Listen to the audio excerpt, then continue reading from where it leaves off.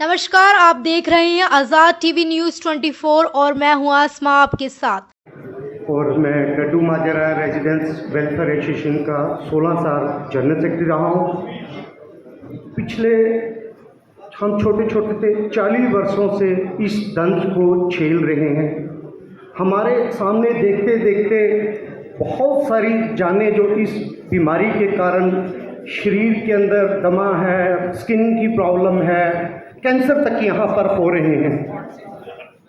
यहाँ पर JP plant लगाया गया था, जिस तरह से अभी मुझे स्क्रीन पे दिखाया गया था, सपने दिखाए गए बड़े बड़े कि ये प्लांट बहुत मूलभूत सुविधाएं के साथ होगा, आपको किसी तरह की कोई भी समस्या आने नहीं देंगे।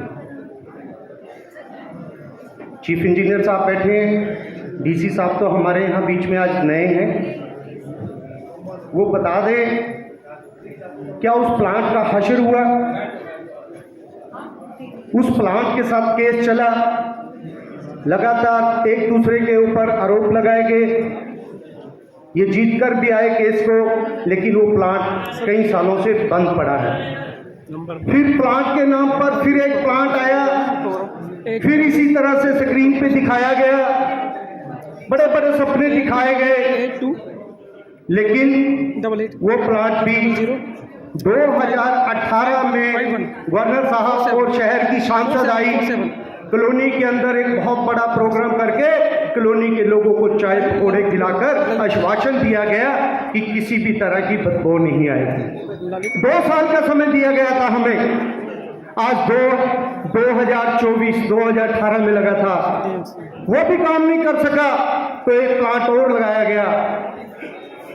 जब वो प्लांट लगा, उस प्लांट का कचरा शहर के अंदर गिराया जा रहा है जगह जगह।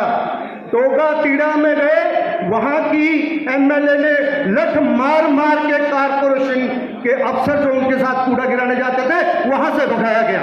फर्नीचर मार्केट के पास फॉरेस्ट डिपार्टमेंट है, ये टीम यहाँ पर बैठी है, आज जाकर देख लीजिए खुले मैदान में ये जो प्लांट वाले हैं वहां वो जो प्रोसेस किया हुआ वहां गिरा रहे। क्या कारपोरेशन ने टेंडर देने के बाद जानने की कोशिश की ये प्रोसेस कहां जा रहे? नहीं, पैसे दे दिए गए, बिलिंग उसकी हो रही है, पैसे कहां कहां जा रहे हैं किसी को नहीं मालूम। कूड़ा तो पता करो वो लेके कहां जा रहे हैं। हम लोग कई सालों से धरने प्रदर्शन में लगे हुए हैं। मैं pollution board control committee DC साहब की जानकारी में लाना चाहता हूं। हम कॉलोनी निवासी ही नहीं, शहर की सांसद भी इस डंपिंग ग्राउंड को लेकर प्रदर्शन में बैठ चुकी है। ये आपके सामने मैं दिखाने जा रहा हूं। शहर की सांसद ने भी कहा ये प्लांट एक वो यहाँ से निकलकर 5 किलोमीटर जाकर पार्कों में रात गुजारते हैं। ऐसी हालत है मेरे डड्डू माजरा कॉलोनी सेक्टर 39-40 के लोगों की। एक महापौर आया था सिर्फ चंडीगढ़ के अंदर, उसने दौरा किया, एक और प्लांट लग रहा था। जब उसने दौरा किया, उसका नाम देवेश मॉडगिल था, उसने उसका उद्घाटन करने के लिए मना कर दिया कि मैं उसका उद्घाटन नहीं करूंगा, पहले यहां से कचरा हटाओ, उसके बाद मैं उसका उद्घाटन करूंगा। जब आग लगती है, हजारों की तादाद में गाड़ियां फायर ब्रिगेड की आती हैं और आग का तांडव जारी रहता है। हम लोग इतने परेशान हैं। मेरे पास बहुत कुछ है, लेकिन मैं समय नहीं गंवाना चाहता। जो मेरी मेन बात थी मैंने तथ्य के आधार पर रख दी। मेरे डड्डू माजरा कॉलोनी में लोग मर रहे हैं, लोग परेशान हैं, कोई सुनने वाला नहीं है। यहाँ पर इतनी परेशानी हम लोग झेल रहे हैं, लेकिन कोई सुनने वाला यहाँ पर नहीं है, कोई सुनने वाला यहाँ पर नहीं है, कोई नहीं सुन रहा। और प्लांट करते जा रहे हैं। 2007 में मेरी बेटी को इन्फेक्शन हुई, मैं डॉक्टर के पास लेके गया, 16 सेक्टर का मेरे पास रिकॉर्ड है, मेरे फोन पे गिरा तो कहा गया डॉक्टर ने कि तुम्हारे आसपास कोई गंदगी रहती है। मैंने कहा हाँ जी हमारे यहाँ पर कूड़ा गिरता है। तो डॉक्टर ने कहा कि अपनी बेटी को जिंदा रखना है तो यहाँ से निकाल लो अपनी बेटी को। मेरे पास अल्टरनेट था, मैं अपनी बेटी को पंचकुला शिफ्ट कर दिया, लेकिन इन लोगों के पास क्या अल्टरनेट है, मैं शादी में लोगों बच्चों की परेशान है लोग। तो मेरी हाथ जोड़ के विनती है हमें बचा लीजिए, हमारे लोगों को मरने से बचा लीजिए, हमारे लोगों को मरने से बचा लीजिए। आप प्लांट लगाइए कहीं भी लगाइए, लेकिन यहाँ पर सुख सुविधाओं को देखकर यहाँ से कहीं और शिफ्ट कीजिए, कहीं और शिफ्ट कीजिए। नरेंद्र भाई, ये आपने कल ये मुद्दा उठाया था और हम देख रहे थे यहाँ बहुत ज्यादा कचरा फैला हुआ था, पर अब जैसे ही सुबह हुई तो यहाँ पर बिल्कुल ऐसे लग रहा है कि ऐसा कि यहाँ पर कचरा नहीं, यहाँ पर तो कोई साफ सफाई अभियान कर दिया हो नगर निगम ने। ये कल शाम को मैं यहाँ पर आया था, एक जो ये कंपनी आकांक्षा है डंपिंग ग्राउंड वाली, बायोमैनिंग वाली, उनका एक ट्रक यहाँ कचरा गिराकर यहाँ खड़ा हुआ था। तो मैंने जब उसको पूछा, वो कहता नहीं जी मैं तो कुछ और गिराने आया हूँ, जबकि वो मेरे सामने कचरा गिरा के गया था। जब मैंने उसकी यहाँ पर वीडियो बनाई उसके बाद, तो तुरंत उसके बाद यहाँ पर अंदर जेबीसी चल रही थी और जेबीसी उस कचरे को समतल कर रही थी। जैसे ही मैं ट्रक के पास से जेबीसी वाले के पास पहुंचा, वो तुरंत जेबीसी छोड़कर यहाँ से भाग गया था। और इतना दूषित वातावरण यहाँ का था कि यहाँ सांस लेना भी मुश्किल था। बड़ी मुश्किल से मैं यहाँ पे खड़ा होकर मैंने वीडियो शॉट की थी। और अब सुबह आकर यहाँ पर देखा, मुझे ऐसा लगा जैसे यहाँ कोई स्वच्छ भारत सफाई अभियान चला हो।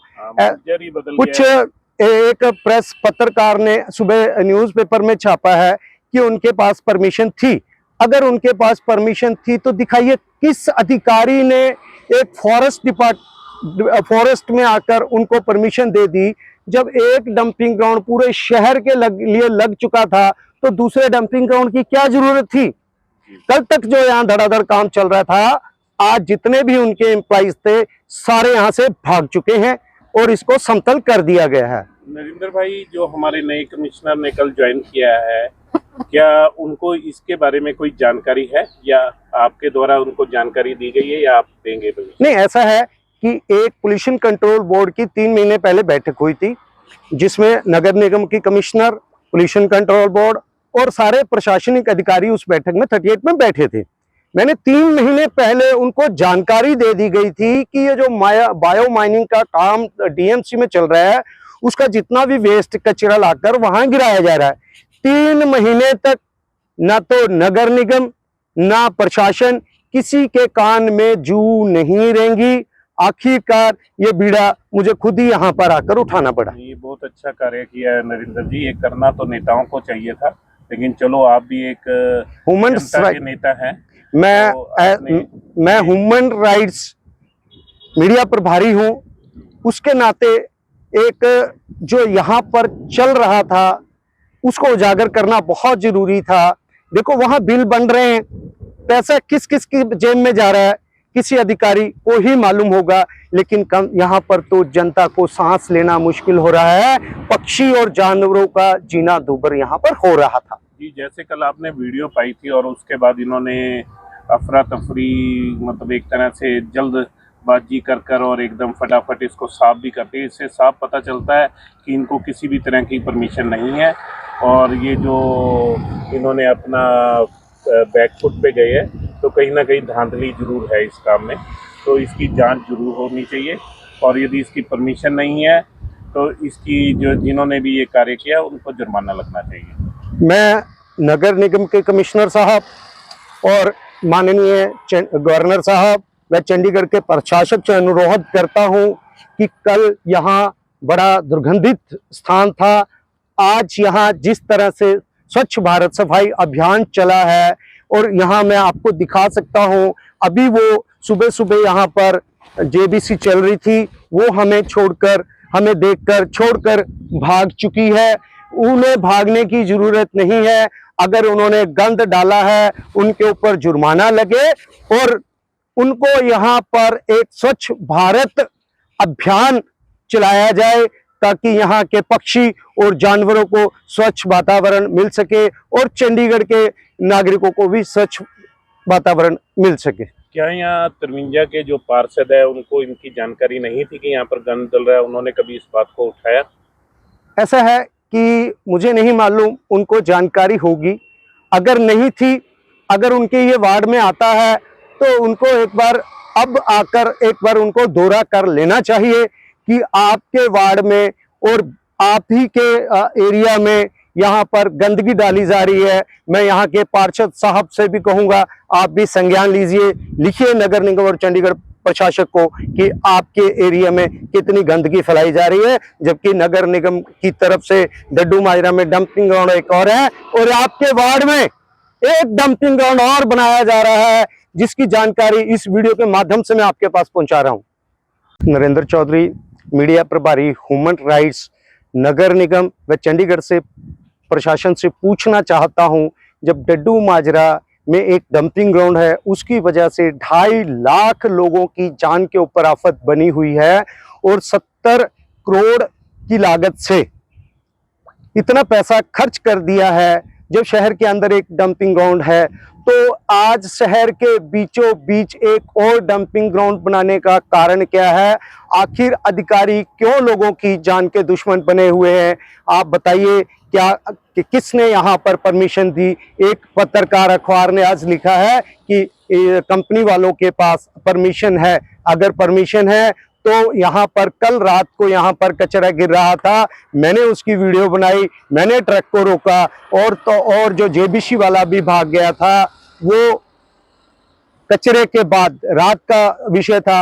आज हम सुबह यहाँ 10:30 बजे पहुंच चुके हैं और अगर परमिशन थी तो उसको मिट्टी से क्यों समतल कर दिया गया? क्यों यहाँ जो हॉर्टिकल्चर वेस्ट था उसके ऊपर लगा दी? ये आग कई सवाल खड़े करती है। यहाँ पक्षी, यहाँ जानवरों की जान भी जा सकती थी और पूरे का पूरा जंगल राख में तब्दील हो सकता था।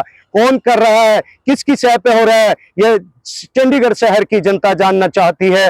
जय हिंद, जय भारत मित्रों। ऐसी और अधिक खबरें देखने के लिए बने रहिए आपके अपने चैनल आजाद टीवी न्यूज़ 24 पर।